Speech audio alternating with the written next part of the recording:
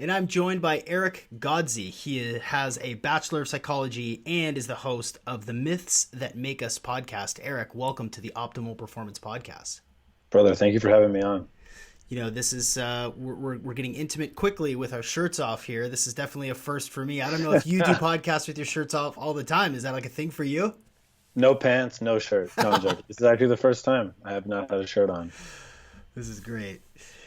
So, this is going to be a wonderfully meandering conversation, and you had me on your podcast a couple of years ago, and it's taken me a while to return the favor. But the way that you think, your depth of knowledge into psychology, into Carl Jung, into shadow work, and your actual application of that knowledge into the world, into the things that you do, is something that I really, really admire. So what I would love, just so people have some context, is if you would please sort of share make vanilla sort of like, here's who I am, here are the things that I do, so that people have an idea of who you are. Yeah, man. First, thank you for seeing me and for having me on and for saying that. I think probably because it's always interesting to think about, where do I even begin to explain what it is that I talk about, because I'm in such a cocoon at this point where everyone that I'm talking to like knows the words that I'm saying and knows what I mean. And then when I talk to somebody that I haven't talked to before, I kind of see their face and they're like, what the fuck is this guy talking about? But essentially,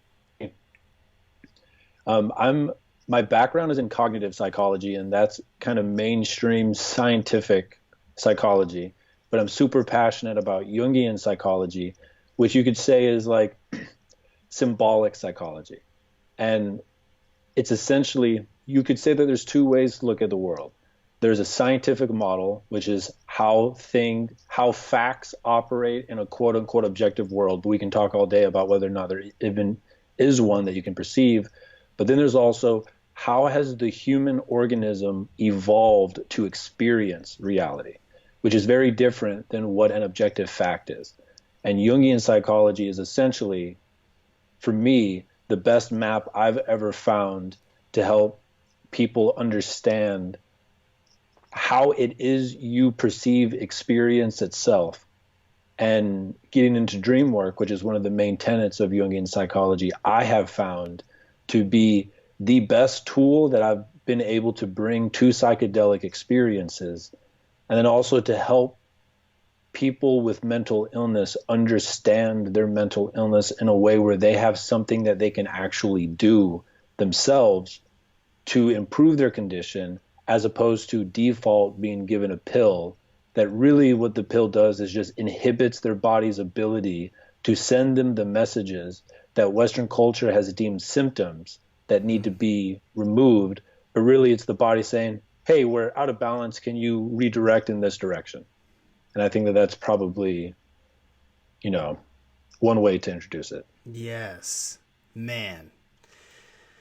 So many things, even from that, even just brief opening introduction into your worlds, which I'm happy to be a part of once again. I want to go right into, so that is an excellent example again of what is it that we do? What can you do? Not just what can you conceive of or how do you think, but what can you actually do to alleviate suffering or to do the work in this life? What are the behaviors that are required of you to make progress in your life? And that is all that I concern myself with as a life coach, as a guide for people, doing similar shamanic work as yourself, and really helping people put together a plan of action to change their life. And that is what we are all in need of, is to continuously change our life, to like reinvent ourselves over and over and over. But I want to really drill into dream states right now, because I did sort of an unofficial Facebook poll recently, and in my network, I just asked the question, is anyone else having trippy dreams right now? Yep. Everybody is having trippy dreams right now. Yep. Everybody. I looked at an article that said that, people aren't commuting, So they may be getting like one more additional cycle of REM sleep in the morning because they're not having to wake up and commute because they're working from home. And I thought, well, Yep. that's a cool way to explain the why there's a larger occurrence of it. But There's more to it. there is more to it. Please tell me what you're thinking about this. Yeah, so one of the main things that Jung elucidated that now is almost common knowledge. So what's really interesting is that when you track all the ideas that Jung outlined in his books, most of them have made it into mainstream New Age spirituality as like common does. Like he came up with, or he gave the name synchronicity its name, and now it's just everywhere. But that's one of many ideas. But one of the things that he has talked about is that, so you have an ego, but then he talks about you have this thing inside of your psyche, and psyche is the word that he used to represent the totality of your psychological experience. And your conscious mind is like 1% of the iceberg. And then you have a subconscious mind, which is like 8%. And then the rest of it is your personal and then the collective unconscious. But we don't have to go down that rabbit hole right now. But in the center of the conscious mind is the character that you call the ego. He says in the center of the collective unconscious mind in each of us, there's a character called the self. Like it's what I think most people think when they say higher self. And that this thing is inside of you. It's watching everything that you do. It knows everything that you think. It knows all of your desires, all your dreams, all your fears. And it literally creates a world for you every night that is so powerfully constructed that you've experienced it tens of thousands of times, and maybe 4 times you've recognized that it wasn't real, that it was a dream. Like it's that powerful, it's that good. And it seems to be that it's creating these dreams to speak to you. And the reason why it doesn't use direct language, the biological hypothesis is that the part of your brain that processes language is the newest part of the brain. And that part of the brain, the prefrontal cortex, is asleep when you're sleeping. But the old ancient part of the brain, the part of the brain that our ancestors have had for hundreds of thousands of years, that thing communicated prior to language through feeling and vision. And so when you have a dream, almost always it's emotion and it's images. And that's its way, like it's the old ancient part of the brain trying to talk to the new part of the brain through the only way it knows how, which are the dreams. The idea that Jung had is that your dreams are always trying to help you solve problems that are arising in your life through symbolic representations. And the metaphor that I like for this is it's like the life force moving through you is like a river. And if something falls in the river, it can start to flood out onto the banks of the river. And a small object that falls in creates a small ripple, and that ripple onto the soil, those are your dreams. When something huge falls into the river, like your partner cheats on you, or you lose your job, or you feel existential fear about the nature of reality, big ripples come onto the banks, big dreams. Every motherfucker in the world now just had a boulder put in their river.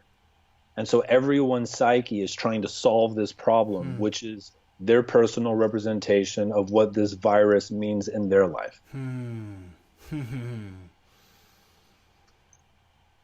And depending on your mental faculties, depending on how mentally resilient you are, how much introspection you've done, how much stress you've faced, how resilient you are, how tolerant you are, how closely you are connected to your dream states, everybody's dealing with it differently. And everybody is having this sort of variable association with their dream experiences. Well, tell me, like, what are your dreams like these days? Yeah, so my dreams were the most intense the first couple of days after I really allowed the scale of what was happening with the virus kind of seep into my psyche. And it probably took about 7 to 8 days after it made its way to America for the first time for the news and other people's reactions to get to my psyche to the point where I could feel a shift happen. And for me, I had a couple of dreams in a row where the visceral feeling that I woke up with was like the warrior part of me wanted to go kill the enemy. And for me personally, one of the archetypes that's the most inhibited in me is the warrior that expresses itself through aggression through the body. Like I can be aggressive psychologically and like being able to read for 4 hours in a row and not check my phone. Like that's a type of aggression. But the bodily aggression, growing up, I was taught by my mom, if you do that, you're like your dad, and that equals bad. And so that's one of the most inhibited parts of me. But as this threat arose, I could feel that that part of me was like, give me a fucking dragon to kill. Like that's how activated my psyche felt in response to this. And so I remember having a dream where I was in a church and there was a woman next to me, actually one of my ex-girlfriends, and these three men came in and sat between me and her, and they started to like aggressively, like blatantly but good humoredly like flirt with her in a way where people behind us in the church got upset with them. And then a fight broke out, and then I turned around and everyone was gone, and it felt like they had been kidnapped by evil people. And I felt like my ex-girlfriend has just been kidnapped, and I just felt this rage of like, show me who did this and I will kill them. And the takeaway that I got from that was that I interpreted psychologically the virus as a physical threat, stealing the love and the freedom from the people in my tribe that I care about, and I wanted to go fucking fight.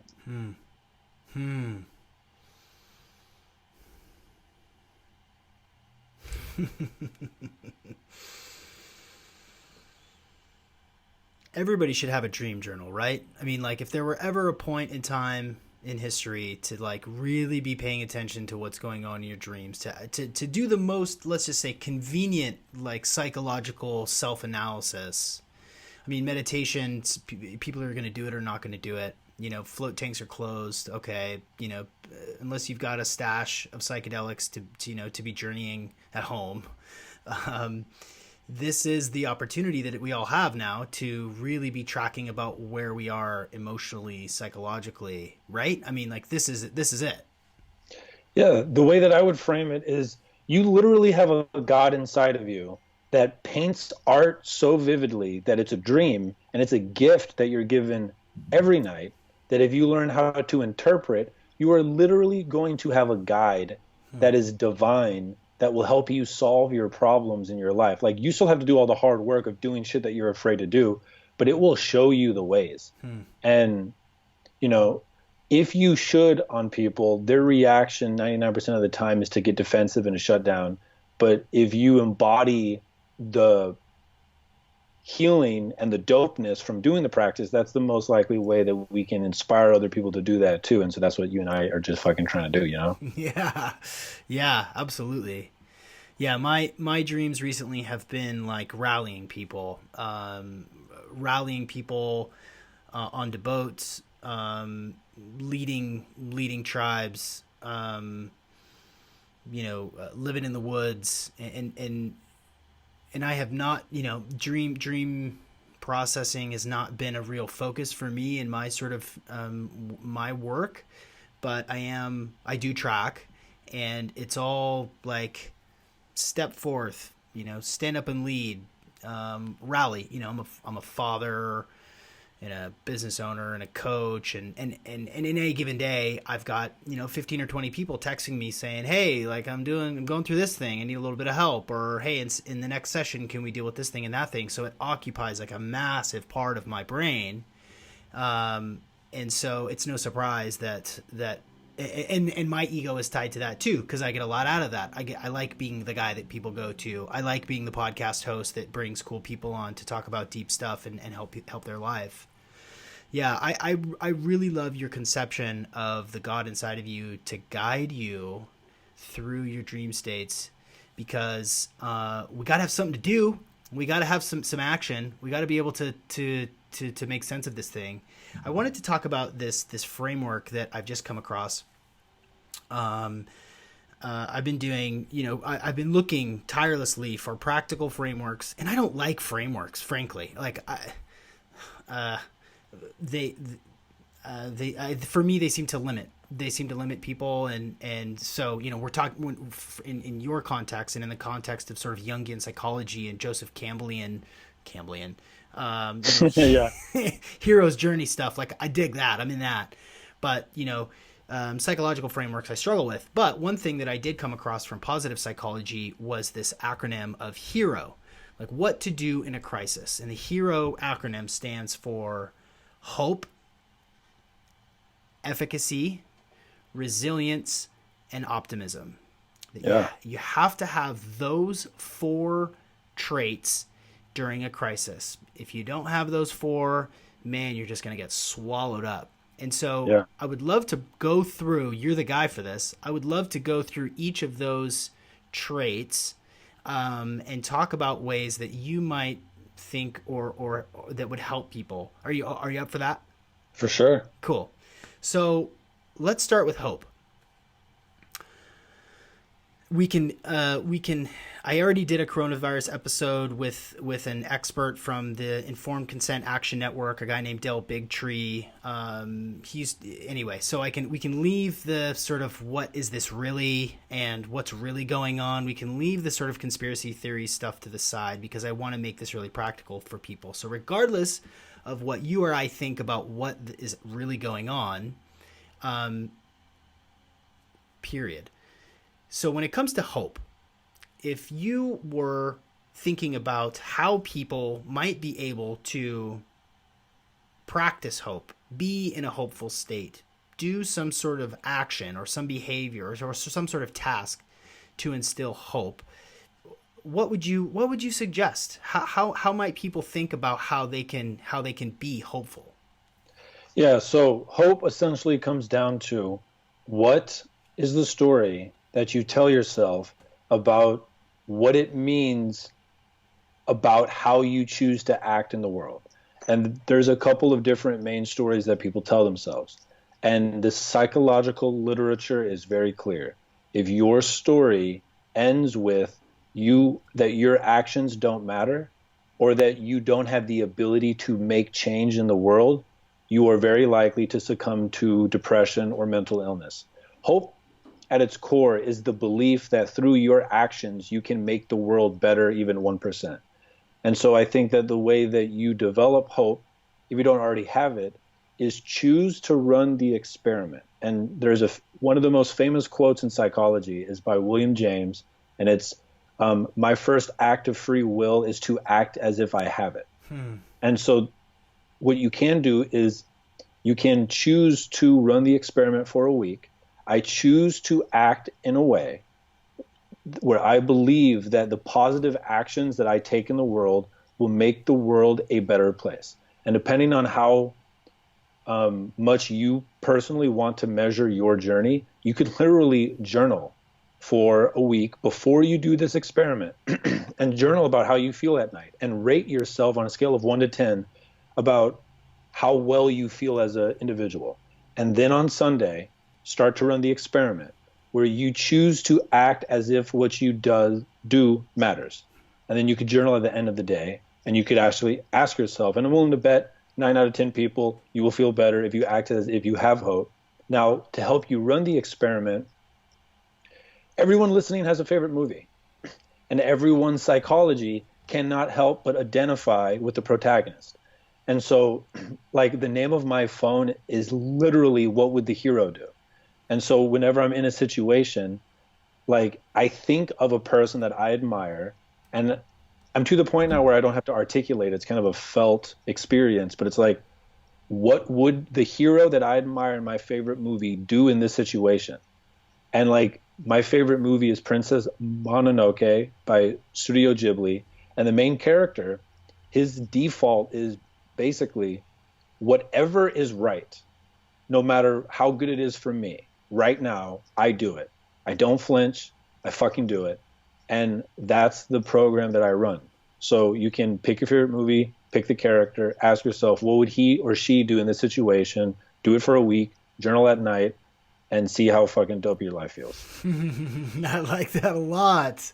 I like that. That's perfect. Oh, that's wonderful. Okay, I'm going to do that too. I'm going to start doing that. Okay, so let's jump to the next one. efficacy. Efficacy is obviously ties really closely to hope, For sure. right? Like Yeah. how much trust do you have in your ability to affect the situation? Like, Yep.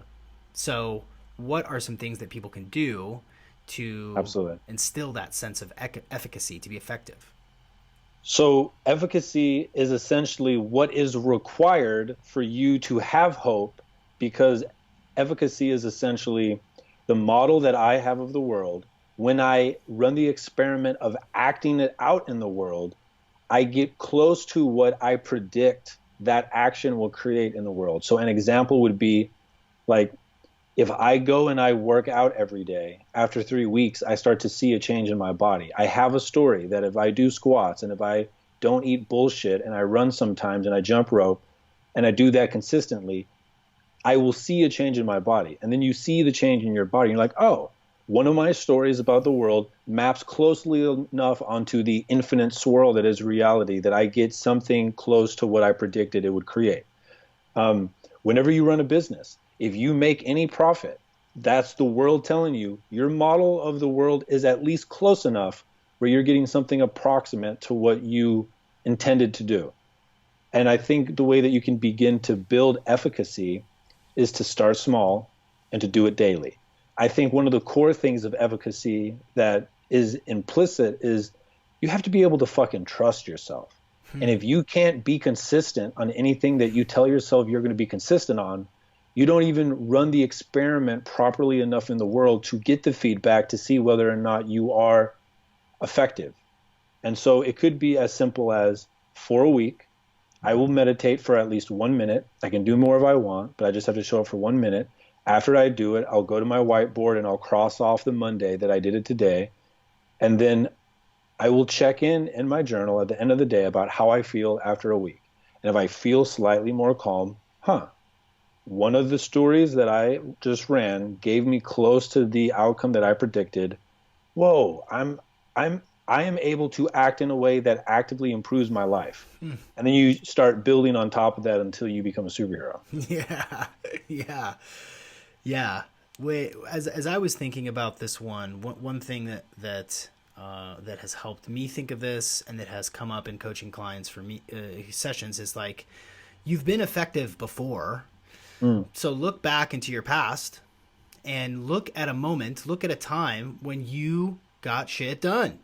Yeah. When did it work out? When were you effective? And for some folks, it was high school. For some folks, it was, they were effective in landing their partner. Like I found that guy or girl and it worked out and we're happy. Yeah. So what I suggest, in addition to add on to yours, is to think about, well, you've gotten things done, at least one or two things done. You would be dead if you were not effective. Yeah, exactly. If you're not effective at digesting food, you would die. You've been effective before. When was that time? That's a great question. And when were you? What were you doing during that time? What were your habits? Who did you surround yourself with? Like, how does that map into today? And how does that actually build on your hope that you can be effective? So, yeah, I love that. And the thing that comes up when I hear that, that's really interesting to connect to, is literally every single person listening to this podcast was effective at doing probably the hardest thing that they will ever have to do in their life subjectively, which is learning how to walk.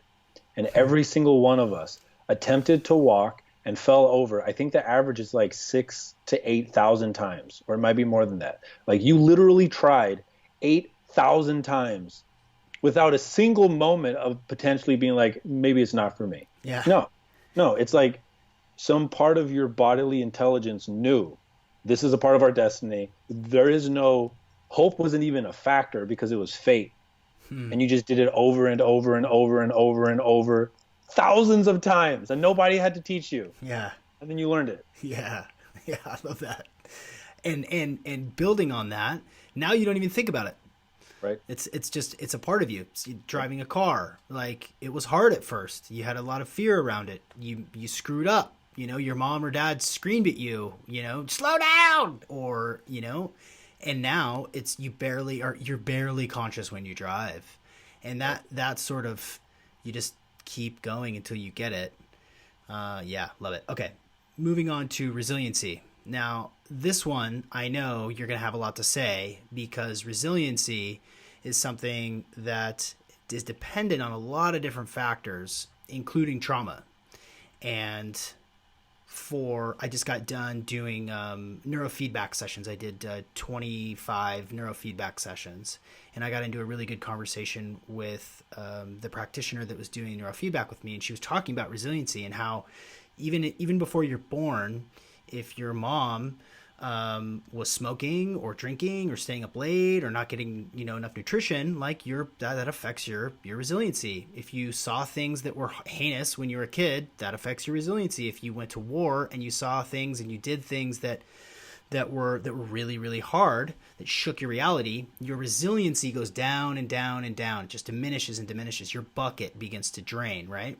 So for you, how do you think about ways that people can build up their resiliency? Yeah, so this is a really interesting way to frame it. Here's how I see it. I see what you said is a fact based off of what we know about biology, but I see it so it's about 50% influenced by your genes, about 20% influenced, or maybe even 30% influenced by environmental factors like everything that you just mentioned, and then about 20% influenced on, at its core, the story that you have about what your life is. And I think that 50% of the genes, like as soon as you enter into epigenetics, that completely changes what that 50% looks like, because the core idea in epigenetics is almost all of your genetic structure that we used to call junk genes, that we said just don't mean anything, it's just extra, including the like 10% of your genes that we say actually do stuff, all of those in any moment can be turned on or off depending on environmental factors. And the environment of a gene is literally the body. And the placebo effect shows very clearly that your thoughts and your beliefs physically change the chemical nature of your body, which is the environment to the genes, that can change the genetic expression of your genes. So the end point of that way of thinking is your belief can literally change the expression of your genes. And then, so if you take that and then you add that 20%, I think that can destroy this idea that like maybe you have a smaller bucket than me. Maybe that's true, but I think that the power of our beliefs, when ran as experiments in the world to create efficacy and hope, is a fucking tidal wave that will just crush the small houses on the beach of Florida, that of the idea that like maybe your bucket's just too small, you should stay inside. And so I think giving people the idea that your story that you tell yourself about what you are in the world, what the world is, and how you should conduct yourself in the world is the most powerful thing that you have the ability to change to improve the quality of your life. And so when it comes to resiliency, my fucking prayer is Viktor Frankl's quote from Man's Search for Meaning, where he says, "The last of the human freedoms is man's ability to choose his attitude in any given situation." This is a motherfucker that was in Auschwitz, who was watching his brothers burnt alive and starved and beaten, and he was able to claim in Auschwitz that he still had the ability to choose his attitude in the face of whatever the adversity is. And so whenever anything happens in my life and I start getting sad on myself, or I dare start to tell the story that like, I'm a victim, I don't have hope, I can't make change in the world, I literally think of that sentence. And I think of the fact that this man sat in Auschwitz and dared to write that to the world. And it's like, just that alone, like, I'm going to get the fuck up and act. But then on top of that, I really love myths. And the core story in the hero's journey, always and forever, and every retelling that we've ever found in every culture, is what the hero does is the scary thing that no one else will do, and he goes and he faces it. And he basically he brings his truth and he brings his awareness. And then he brings back something of treasure to the people who are too afraid to say yes to make their lives better. And that the idea is that the stories that we remember are the stories that are useful. And the stories that are useful, they convey ways of behaving that when humans adopt are adaptive. And the oldest story we have is go find the fucking dragon, Mm-hmm. face the dragon, bring back the gold, make the place that you came from better. Mm-hmm. And so I think the first part is basically the thing that helps me enter any cave. And the hero's journey is what I do after I go in the cave, and it's to bring shit back. Mm-hmm. Yeah. And you're going to be faced by sirens and tricksters and sickness and death and propaganda and fear. It's going to happen. You can anticipate it. You can guarantee that that's going to happen. You're going to face that And one stuff. of the things to recognize is if there was a movie or a video game where there was no monsters, you would turn that shit the fuck off. Yeah. And the reason why it's in every video game and every movie is because it's a fact of our existence. Like Buddha was right. To exist is to suffer. But what the hero's journey does is it's like, no, to have trials is to fucking feel alive. Yeah. And it's the trials. Like one of the interesting patterns in most hero myths is every single trial that the hero goes to teaches him something that he is not recognizing is exactly the thing he will need to fight the specific dragon character, whatever, in that story.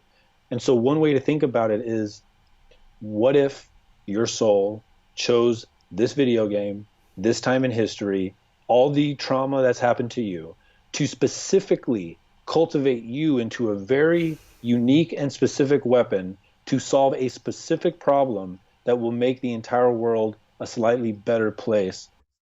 Okay, so moving on to optimism. And obviously these map together really nicely and are sort of interwoven. When it comes to optimism, and it's interesting to me the distinction between hope and optimism. Uh, I have a little trouble kind of differentiating between the two, especially within this context. And it does round out the acronym really nicely. Yeah. But I'm curious about a how you conceive of optimism and how you might suggest people develop a sense of optimism. Yeah. So the difference that I see between hope and optimism is that hope is the belief that a future state will be, but it's not yet. Whereas optimism is seeing the positive of what is now. So, Mm, like an optimist will see the glass as half full. Hope is the belief that the glass will be refilled. Do you know what I mean? yeah. And so optimism, so the fact of experience is that it's infinite and that what you perceive is filtered through all of your conditioning and all of your stories, and you see a fucking sliver of reality. And the way that we've evolved is we've actually evolved. So one of our core programs is to conserve energy, and our organism is always running that program. And anything that's working does not require you to act on it. So your default is to ignore anything that is working. And literally, for you to have consciousness in a body and experience your life, billions of processes in the physical world and biologically in your body have to be going perfectly for you to even have consciousness. But you have evolved to ignore it because it's wasting energy to think about what's working. And optimism is essentially cultivating the perspective of seeing a little bit more of everything that's working. So, for example, anyone listening to this right now, you are literally in the 0.1% of people who had means in the history of mankind, like in the 0.1% of the most fortunate humans that have ever been on this planet. Now, within that 0.1%, we can create all types of stories about how we're marginalized and victimized and all that stuff. And there is some truth to that. But what is also true is that you have benefited from thousands of years of humans coming up with invention after invention to allow for culture to even run as well as it is now. And like the just like we were talking about earlier, like you have solved so many problems in the world to get to this point in life that you are right now. And optimism is essentially the conscious cultivation of seeing more of what is perfect right now, just to balance out your psyche in a way where it's like, it's not all fucked. It's not all bad. It's not even half fucked. It's mostly not fucked. And there's a small set of things that are fucked that you get to go be heroic towards if you choose to be. Yeah. Yes. The practical, the sort of daily practice that is an obvious thing for this is a gratitude practice. Mm-hmm. And gratitude practices are so, I mean, they're so cliche, they're so Pollyanna, namby-pamby, they're so goofy and corny, but it really, it works like magic. It works unlike any other thing to think about something that you're grateful for. Just simply thinking about something that they're thankful for. Like that could be like the fact that you're alive, the fact that you get to talk to people across the country, the fact that you have something to eat tonight, something as simple as that. There no other emotions can penetrate your state if you are grateful. There's no room for anything else. So in that state of gratitude, understanding just to the same point that you have, things are mostly not fucked, that you've got it pretty darn good. You're being a hero right now by staying in your fucking house in your sweatpants, watching Netflix and playing video games. Like that, you're doing your part and you're contributing to society by not going outside.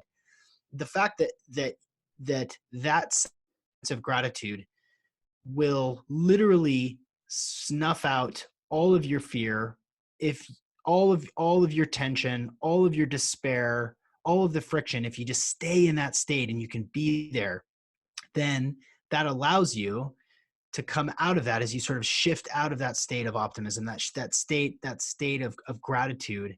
Then you literally do look at things a little bit differently. Absolutely. And again, for me, it always comes back to the stories that we tell ourselves. And one of my stories that I tell to cultivate optimism is that the mythological stories of kings and queens are a psychological fact of your conscious mind. And what I mean by that is your conscious experience is like a kingdom. And you, the way you choose to be, is how the king or queen acts in one of those myths.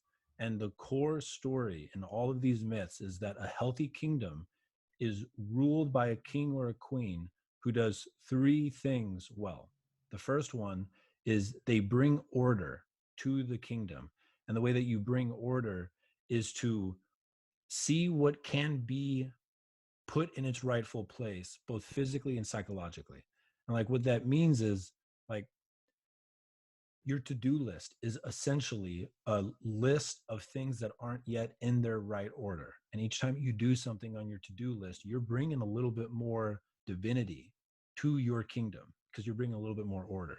The other big thing that they do in myths that is the sign of a healthy king or queen is blessing. And symbolically, what that means is it's art, and this is really optimism. It's to see the good in the world and to speak blessings towards it. And that literally brings it out more. And a really practical example of this is if you want to have healthy, amazing relationships, every time you see someone in your tribe do anything that you admire or that you love, articulate it to them. Tell them that you love it. And the act of simply doing that is like you're putting water on that plant inside of them and it grows. And the third thing, the biggest thing, is a healthy kingdom is ran by a king or queen who knows they are not the king or queen. They are a bridge to the divine to bring that energy out into the kingdom, and that is what makes it healthy. The tyrant king or the tyrant queen is one who believes they're the god. They're the thing that is bringing all of this magic into the world, and all those myths end in ruin. And so the idea is like you literally get the opportunity to act out the myth of being a king or a queen and how you conduct yourself in the world. And to bless, I think, is the thing that really resonates with optimism. Like, there's so much beauty and perfection in your life right now. And if you articulate it to yourself or to other people, you amplify it. That's beautiful.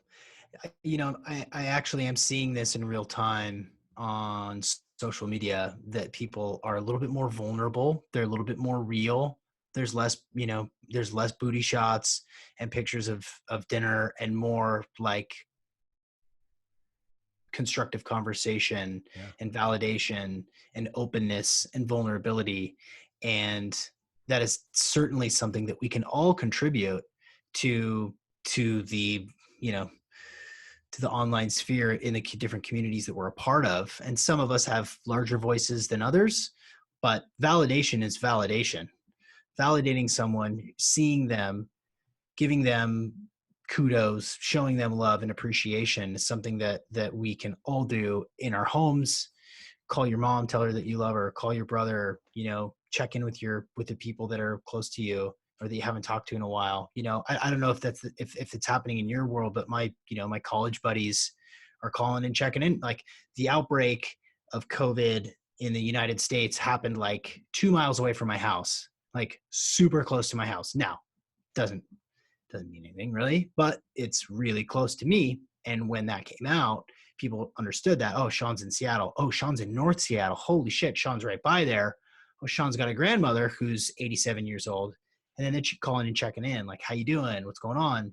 Like, this is a time for a great shift in how we see ourselves and how we see the world.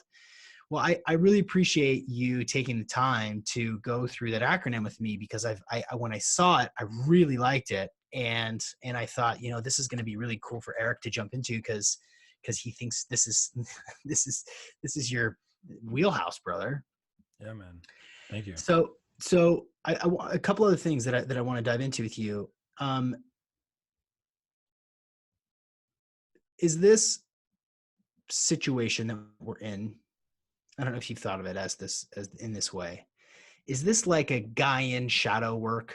Are we doing a global dark night of the soul right now? Like, do you see it in that way? So there have been some people, I've been doing a lot of Instagram lives recently because that feels like that's one of the ways that I can help. And that is almost word for word one of the questions that I got. And the way that I see it is, there is a part of the human mind that wants to create stories as if they're true to bring certainty and a sense of control to themselves. But the fact is, you get to choose your story. And what it seems to be is a situation has arisen in the world where the opportunity for individuals to choose to do the dark night of the soul, which is a fundamental part of the hero's journey, is being presented to the entire world at the same time, probably for the first time in recorded history that I know of, given this sense of globalization and connectivity of social media and technology. And so the opportunity is there, um, to anthropomorphize the will of the earth in a way where it even gives a fuck about what humans are doing. I don't know if that's true, and it might be. Like, it truly might be. I don't know. But my favorite question to ask when it comes to all the what ifs is, if so, then what? Which Yeah. is essentially the distillation of pragmatic philosophy, which saved my brain when I was in my early 20s doing a bunch of psychedelics and reading philosophy. Like, it saved me from going insane. And it's basically, if you choose to believe this idea is true, what do you do? And so I personally am not experiencing it as a dark night of the soul because of what I've done in my past. But I do recognize that for a lot of people, it is their first invitation to a dark night of the soul. Like, we were talking about this before we started recording. I feel like I am like in my stride in a way where I almost feel guilty about how well equipped I feel I am doing personally. And I recognize I have immense privilege and immense luck behind my hard work and my ethic and my discipline and my cultivation of my skills. But it doesn't feel like that for me. but I do recognize that it is that for a lot of people. So I'm trying to show up in the world in a way where I can help as many people as possible get through that space in the psyche. And so, on one level, it is a mass invitation, but all of us get to choose. And it depends where we are at in our specific hero's journey, because all of us are at some point in the hero's journey always. Yeah. Yeah. Before we hit the record button, we were talking about how this you and I feel alive right now. Clearly we feel alive. I mean, speaking to privilege and the fact that we have had some things go our way and that we've worked really hard to like not work 9 to 5s necessarily, to have platforms where we can speak our mind, that people are actually interested in what we're saying, to align ourselves with people in movements, in communities that will amplify and sort of reinforce the work that we've chosen in this life, right? You and I. And so, and compounded by, hundreds of hours in a float tank and hundreds and thousands of hours in meditation and numerous psychedelic trips where we faced darkness. Like, well, I guess I'm done then. I guess I'm dead. Well, here I am dead. I died again. Here I am dead again. Oh boy, this is stressful. And then, oh shit, my hands work again. Okay, I'm coming back. Oh, he didn't die. Okay.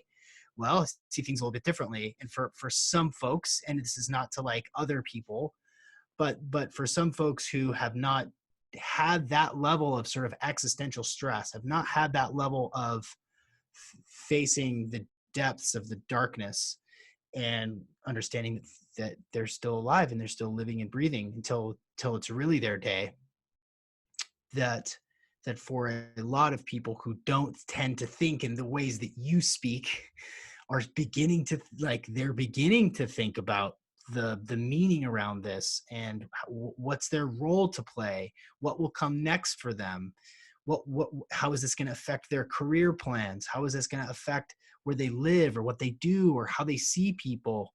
There's senses of community that they've built. If you can't see people and you live alone, man, it's got to be really lonely for a lot of people. And so whether or not it is Pachamama, Earth Mother, Gaia saying, hey, I've got to go through this, and we're all going through this together, or not, whether nature gives a shit about what's going on or not. The fact is that a lot of people are facing this for the first time, and they'll wake up tomorrow.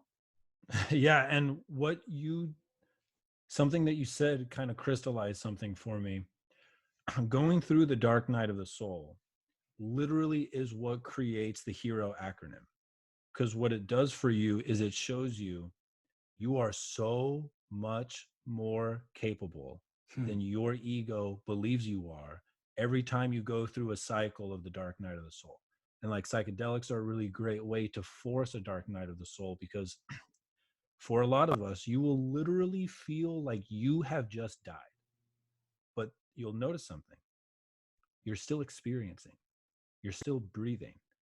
And as long as you are breathing, you have the potential to make the world better through the choices that you make. And I think that what the dark night of the soul teaches you is that you are the hero. It teaches those 4 skills into your body. And because we've done a few of those cycles, we know it can be so much worse. And because we're one of the ones who know that it can be worse, we can be helpful. And there will be, and kind of the core of the dark night of the soul is the ego finally not being able to continue to run from the fact that you are destined to die. Lots of people have lived their entire life being able to play the games that culture provides to help you forget the fact that you are going to die.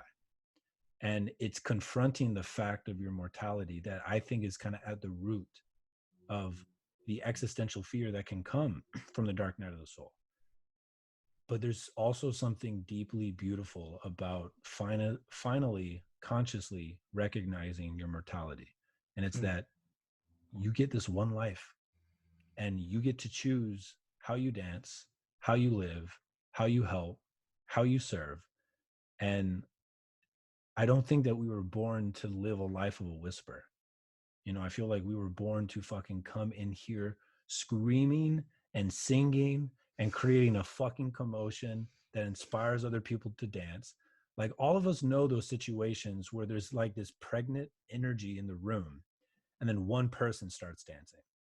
And it's like the whole fucking room just can't help. It has to start dancing. And that's almost like what we get to be as heroes is like we through how we behave, we get to show people like this is not something that you come and sleepwalk through. Yeah. This is something that you fucking come and scream and dance and make music to. Yeah. And then you're gonna Yeah. die and it's okay. Yeah. And the meaning is yours to create. The meaning for your life. Why are you here? You know, what will you do while you're here is up to you. You know, if you believe in a soul contract, if you believe in reincarnation, if you believe in you know, if you're a deconstructionist materialist and you're just atoms and you know there's no purpose, well, you're still here, so what are you gonna do? What's the next plan? What's your next play? Yeah, and the thing that I would offer that has changed my life is you can only ask the question of what the meaning is to a song if you truly aren't listening. But if you're listening to a song, if you're really listening to a song, you're dancing. And if you're dancing, you're never ever asking what is the meaning of the song. And I believe that we have a thing inside of us. I like to call it the daemon, but most people call it the soul. It's whispering a song to you. And the more you learn how to listen to that thing inside of you that's whispering your song, and you learn how to dance with it through how you behave in the world, you enter into flow, which I think is the Western term for what they were calling Tao in the East. And when you're in the Tao, you're never fucking asking what the meaning of the Tao is. You are in it, you are dancing, you are living. And if you're ever at a point where you're asking yourself, what is the meaning? That's how you know that you're not listening to the song. Yeah, well said. I like that a lot. um One question that I start out with for most of these is, what time of day is it and what have you put in your body today? And you know, those are usually for experts in nutrition or experts in, you know, sort of Yeah. performance stuff. And what I'm curious about, and I'm going to change the question for you, is what have you put in your mind Mm. today? Because I think, and I'm going to do what I always do, which is ask a question and then talk, Sean. Fucking A. but but I think cultivating the right habits around our media consumption or information consumption are really, really important. And we create echo chambers, and Google and Facebook and Instagram create echo chambers for us to just like, you know, confirm our biases over and over all day long. You know, search engines just give you what you think you're going to want. But that aside, I'm curious about what you're reading right now. Where do you go for news? How do you stay on top of this? What sort of inspirational texts are you absorbing during this time that is so uncertain for people? Yeah, that's a great question because I do think that anything that you interact with psychologically is like you're eating, but you're eating information and it affects your psyche to the same degree that food affects your body. Today was a weird day for me. Never in my life have I woken up at 2 a.m. and felt like I couldn't fall back asleep. And today I woke up at 2 a.m. I went to bed at like 10:30. And I've been writing every day since this started. I normally read for like 2 hours in the morning, but then I get these like waves where I feel called to write. And so I've been writing for the last couple of weeks. And I've been working on a journaling course because basically the thing I'm constantly, when people ask me almost any question, my response to it is some type of journaling. And so I'm almost done with the course. And it's like this thing in me woke me up at 2 a.m. And it's like, get up and go start writing. And so the first thing I do every day in the morning is I have an altar in front of my bed where the TV in almost every house would be. And even the architecture of the room is set up in a way where all the outlets for the TV are across from the area where the bed would make the most sense to go. And instead of being told how to think, about my future, which is what a TV is doing, which is basically a portal into mainstream entertainment telling you how to think.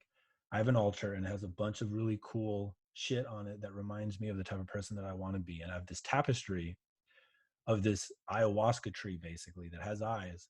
And every morning I sit down, I kneel before it, I look into its eyes like I'm looking into the eye of my God. And I basically just like, depending on the day, I maybe say a prayer or something, but really it's this felt sense of like, I see you. I know you see me.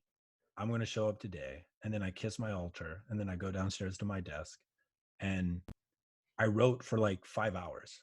Like, Whoa.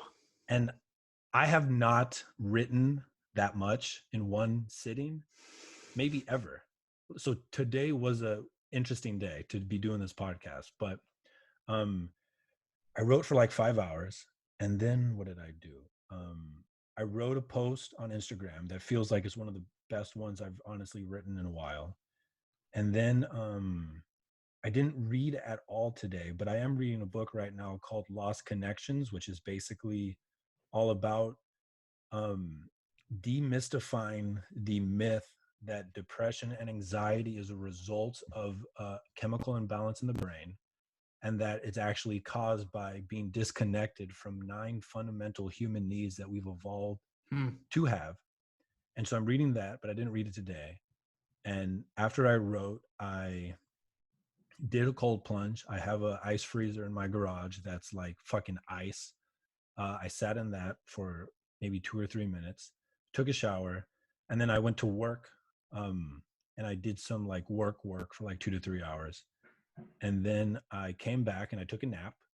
So I haven't digested any I haven't digested any information other than what I chose to interact with in a way where I had some autonomy in its creation.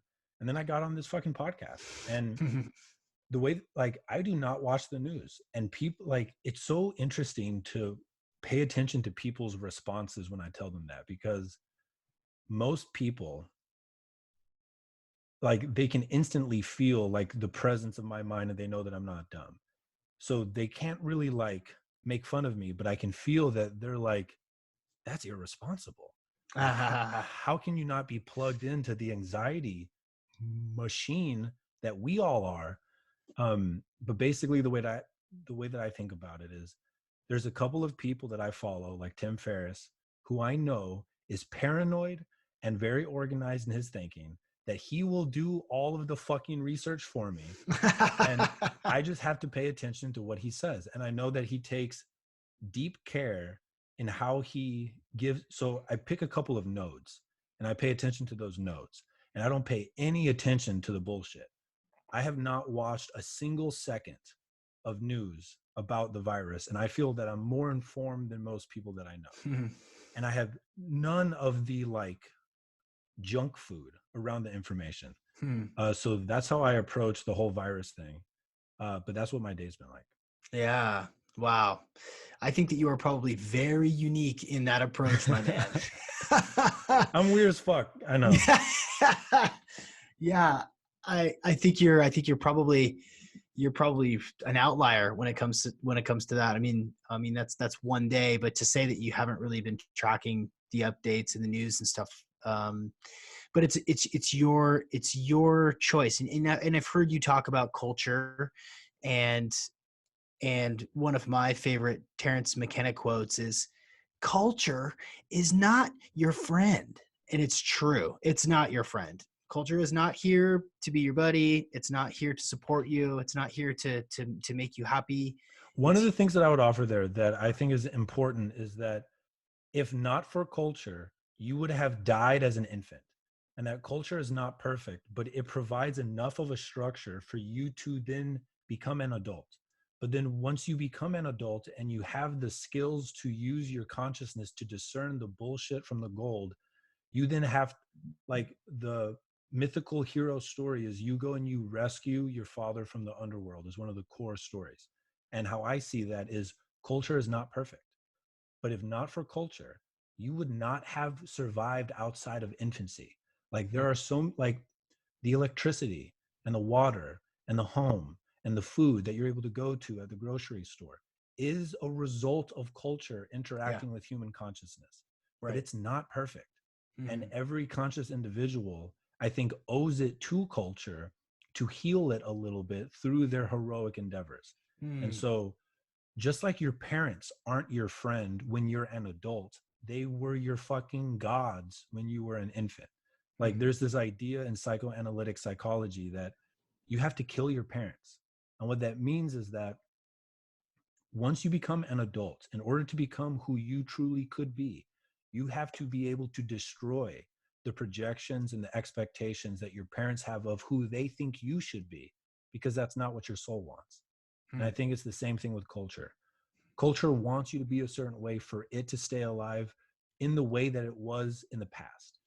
But your Mm. obligation is to, once you're able to, you break out of that shit, but not to completely destroy it and not have any gratitude for the fact that it was your support structure when you couldn't fucking stand. And then you can come make it better. Like, Yeah, I our like that. conversations and what we are doing are introducing new stories into the collective mass of stories, which is what culture is. It's a collection of stories that invite people to behave a certain way, and we say yes.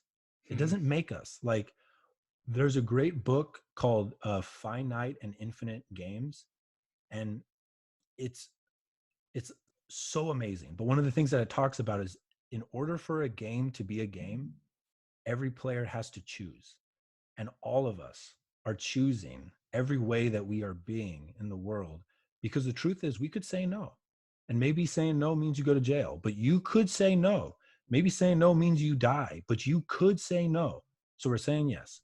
And it's about learning what parts of the games of culture to say no to, so that Right. you can then improve it in a specific way. So I think Terrence McKenna was right, but that it needs specification. I agree. I agree. Well, and it's unavoidable. Yeah, to your point. You could go disappear into the mountains of Tibet and avoid culture.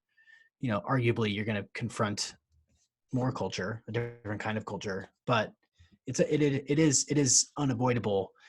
Um, and when you are faced with a global event, a once in 3 generations global event like we are experiencing right now, you got to be choosy about what you're exposing yourself to, what narratives you're buying into, how closely you're watching what it's doing to your brain as you're consuming it. Where are you getting this resource? What do you do with that information once it hits your brain? Like, what if you're not paying attention to how you're consuming, what you're consuming, and what effect it's having on you, then you're just sort of getting, flipped around in the wind. You're getting crashed around by the waves. Um, The so last what? of the human freedoms is our ability to choose our attitude in any given situation. You get to choose what you Yeah, digest. It is, yeah, it's your responsibility. yeah. Well, I I feel satisfied. I feel very satisfied, and I'm so thankful for you. Please allow me to give you some gratitude and to acknowledge you, Eric, because we have not spoken for a couple of years, and we're doing sort of similar things, and um, I've obviously been watching what you've been doing. It really gave me a ton of pleasure to open up a Men's Health magazine and see your name on my trip to Hawaii. Brought me great joy and appreciation for you. And when it comes to this sort of stuff, how fucking perfect is it that the guy that I'm going to ask about these sorts of crazy things psychologically, how do we deal with this stuff? How do we think about this stuff? Isn't fucking following the stories. He's not even like, I don't fucking know. Like, well, I don't know what happened. Like, I don't know. I wrote for 5 hours today. I woke up at 2 a.m. and then I did a little bit of work and then I took a nap and I checked out my altar. Like, of course, that's a perfect answer, Eric. Thank you. Like, to count on you, but your ability to bring into the world, to actually like manifest the things that are etheric, that are non-physical, to bring Yeah. them into the world, to live it, write about it, to post about it, to show it, and to really create a life and a lifestyle around the things that you believe in. It's something that I really admire about you, and I really appreciate you jumping on the podcast today. Thank you, brother. This was a great interview. You know what you're doing. I appreciate you reaching out, and thank you for seeing me. I am going to ask one more question. You may or may not see this coming. For every guest, I ask a fill in the blank question at the very end of the episode. So if you would fill in the blank and elaborate as much as you'd like, and then we'll take this. Well, before we do that, please tell people where they can find you, where they can read your stuff, and where they can connect. My website is my name, erickgodsey.com. Instagram is the main place that I do shit on social media, also Erick Godsey. And my podcast is The Myths That Make Us. So if you would please fill in the blank and elaborate as much as you'd like. Everyone would benefit from knowing that if you speak and act your truth in love, whatever happens as a result of that is the best possible thing that can happen. And if you live your life to that ethos, you will manifest your dreams. Beautiful. I'm going to let that one sink in for a second.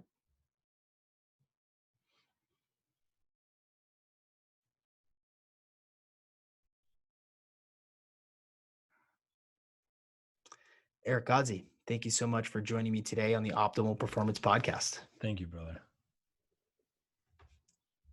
Nice.